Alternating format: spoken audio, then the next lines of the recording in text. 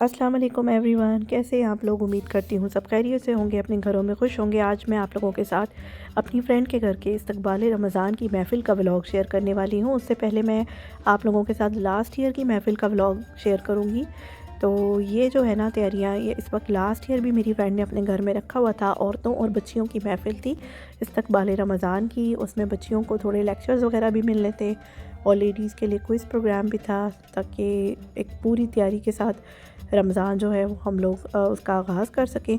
तो उसके लिए मेरी फ्रेंड ने ना पॉटलक रखा हुआ था। हर किसी ने एक अफ्तार स्नैक वगैरह बना के लाना था। तो मैंने दही फुल्कियाँ बना ली थी। और ये जो गोल गोल फुल्कियाँ हैं ये यहाँ पे भी मिल जाती हैं स्टोर्स पे। ज़्यादातर ये पाकिस्तान से आती हैं तो अच्छी मिल जाती हैं। तो बस ये मैंने दही में पहले मसाले को मिक्स किया और उसके बाद फुल्कियाँ ऐड की। और ये दीप की जो चटनी मिलती है, डेट टैमरिंड की, खजूर इमली वाली मीठी चटनी होती है, ये मैंने इसमें ऐड कर दी।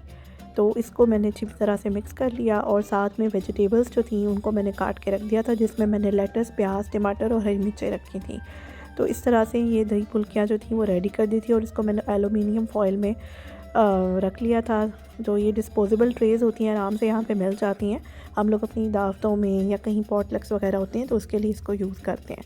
तो ये मैंने डबल ली थी, क्योंकि अगर डबल ना लेती तो आपको पता कि फिर इनका वेट इतना नहीं होता कि वो इस तरह से वज़न को बर्दाश्त कर पाएँ और स्लिप होने का डर होता है। तो जी ये दही फुल्कियाँ रेडी हो गई थी और अब मैं अपनी फ्रेंड के घर जाने की तैयारी में थी। तो आप लोग बताइए, रमज़ान की तैयारियाँ कहाँ तक पहुँची हैं आप लोगों की। लास्ट ईयर मैं अपनी जॉब के साथ बहुत ज़्यादा मैंने हार्ड वर्क किया था, बहुत डेकोर भी किया था और बहुत ज़्यादा मैंने चीज़ें बना के फ्रीज़ भी की थी, बड़ी मेहनत की थी और साथ साथ जॉब पे भी जाना होता था। तो बस बात हिम्मत की है, सेहत की है। इस दफ़ा तो कोविड के बाद से इतनी वीकनेस हो रही है, एवरी मंथ गला ख़राब हो जाता है, खांसी हो जाती है। तो अब तो बिल्कुल हिम्मत नहीं रही ज़्यादा कुछ करने की। फिर भी कोशिश कर रही हूँ थोड़ा थोड़ा कुछ कर लूँ। तो वही आप लोगों के साथ छोटा सा ब्लॉग बना के शेयर भी करूँगी। बस दुआओं में याद रखिए कि अल्लाह ताला मुझे पहले जैसे सेहत अता कर दे, मेरे अंदर वही हिम्मत आ जाए कि मैं आराम से ज़्यादा घर के काम कर सकूँ। तो ये देखें जी, ये दही फुल्कियाँ रेडी हो गई हैं। तो ये मैं अपनी फ्रेंड के याद घर लेके रखिएगा, जा ये रही हूँ। लास्ट ईयर की महफ़िल थी जिसके लिए मैंने इस तरह से ये दही फुल्कियाँ जो थी वो रेडी कर ली थी। उसके बाद फिर मैं तैयार हुई थी। मैंने ऑफ वाइट कलर का सूट पहना था, उस पे थोड़ी सी ब्राउनिश सी कढ़ाई हुई थी। और मेरे हस्बैंड लास्ट ईयर मुझे ड्रॉप करके आए थे। तो यहाँ पे मेरी फ्रेंड ने अपने जो फॉर्मल रूम है उसमें बहुत प्यारी डेकोरेशन की हुई थी रमज़ान के हवाले से। बच्चों के लिए क्विज़ का इंतज़ाम भी था, गिफ्ट्स भी रखे हुए थे। तो इस तरह से ना काफ़ी खुश था। और ये देखें जी, सब अपने अवतार स्नैक्स बनाकर लाए हुए थे और माशाल्लाह कोई 28 से 30 औरतें थीं, उनके साथ बच्चियां भी थीं। तो आप सोच लें कि कितनी सारी चीज़ें जो हैं वो लोग बना के लाए हुए हैं। और उस टाइम पे मेरी फ्रेंड ने लाइव पराठे रोल का इंतज़ाम किया हुआ था। और यहाँ पे देखिए फ्रेंड्स जो हैं वो गुलाब जामुन भी लाई हुई हैं, लबी शीरी भी है, ये नींदों का हलवा है और समोसे हैं, तो छोटे समोसे भी हैं। और दही फुल्कियाँ तो बहुत लोग लेकर आए हुए थे, सैंडविचेज़ हैं, नूडल्स वगैरह हैं। तो काफ़ी ज़्यादा इत्तमाम था और माशाल्लाह इतनी बरकत पड़ी थी कि हम सब अपने लंच बॉक्सेस बनाकर घर भी ले गए थे। और ये फ्रूट चाट भी है। तो पकौड़े खैर किसी ने भी नहीं बनाए हुए थे। तो ये सारे इंतज़ामात थे और पहले महफ़िल हुई थी और उसके बाद फिर ये फूड जो था वो सर्व किया गया, चाय शाय पी। तो इस तरह से अल्हम्दुलिल्लाह बहुत अच्छा रहा। और बच्चियों के लिए बड़ा ज़रूरी होता है इस तरह की महफ़िलों में उनको लेकर जाना, स्पेशली जब आप बाहर के मुल्कों में रहते हैं।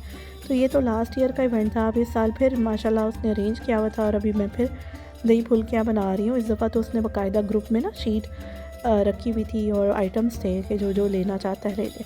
तो ये देखें जी, मैंने सूट निकाला है, ये वाला मैं पाकिस्तान से भी बनवा कर लाई थी। और ये खादी का सूट है और खद्दर है, ये स्लब जो होती है ना कॉटन मोटी वाली वो, और उस पर एम्ब्रॉयडरी हुई हुई है और बड़ा डिसेंट सा ये लग रहा था। मैंने 2-4 सूट निकाले कि कौन सा डिसाइड करूँ। फिर मेरे हस्बैंड ने कहा ये वाला पहन लो, उसके साथ ये दुपट्टा है कलरफुल सा।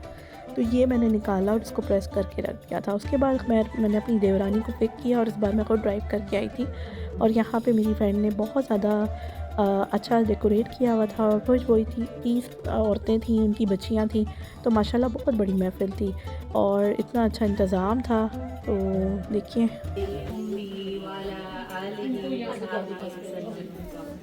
आज हम सब यहाँ पर इकट्ठे हुए हैं उस पाक ज़ात का शुक्र अदा करने के लिए कि जिसने हमें पैदा किया और हम पे अपनी बेपनाह रहमतें और बरकतें नाज़िल फरमाई।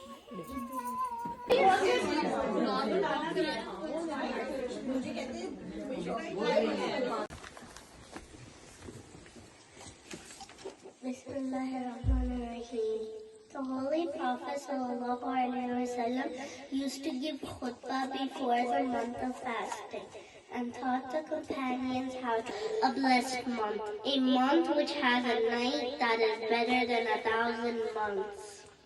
Allah has made the fasting of this month obligatory, and the staying of its nights is nafil, and whoever performs be protected by the judge. أعوذ بالله من الشيطان الرجيم جعل له عوجا قيما لينذر بأسا شديدا من لدنه ويبشر المؤمنين الذين يعملون तो बच्चियों ने था तो किसी ने तिलावत कर दी, किसी ने रमज़ान पे कोई डिस्कस कर लिया, क्विज़ हुआ, बच्चों ने आंसर दिए और अपने अपने प्राइजेस विन किए।